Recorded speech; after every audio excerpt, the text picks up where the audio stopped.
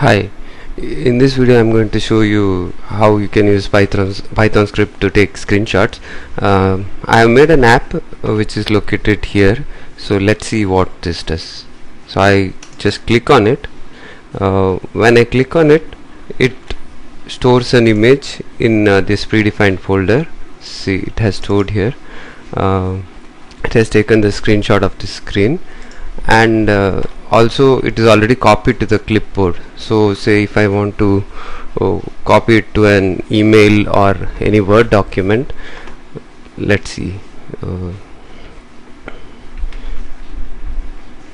So I open a Word, and it's already copied into the clipboard. So I do a Control V, so it just pastes here. So yeah, this is what the script does. So let's dig into the code, how this is done and how we can get the executable here running here. So the code is pretty simple.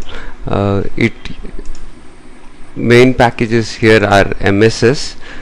This helps in taking a screenshot, and Win32 clipboard.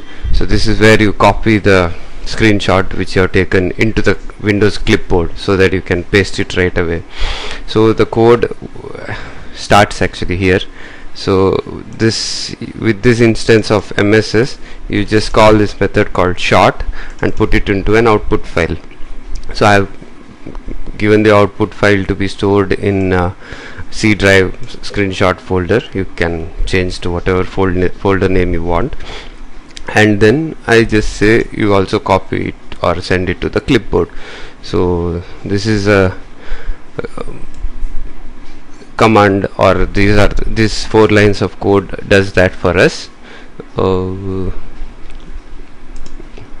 Yeah, then what we can do is out of this file we can create an executable. So say this is located in this path, and file extension I have given it as pyw. So w means when it runs, when the script runs, a new window will not open. So what if you when you run the script, if a new window opens, what happens is it takes the screenshot of that window itself. So instead we want to run it in the background. So and we can build an executable using PyInstaller. You have to give this command and you say screenshot.pyw. So once this is done, this is running. Let this run.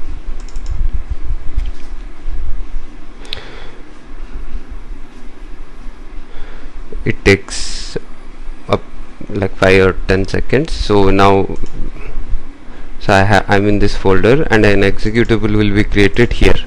So you can just do a right click and set it to taskbar, pin it to taskbar. So once you do that, pin it to taskbar. So I have already done it, so I will not do it again. So if you pin it to taskbar, you can have that executable here, and when you just click on it, that piece of code executes and you will get a screenshot here. That's all. Thank you. Bye.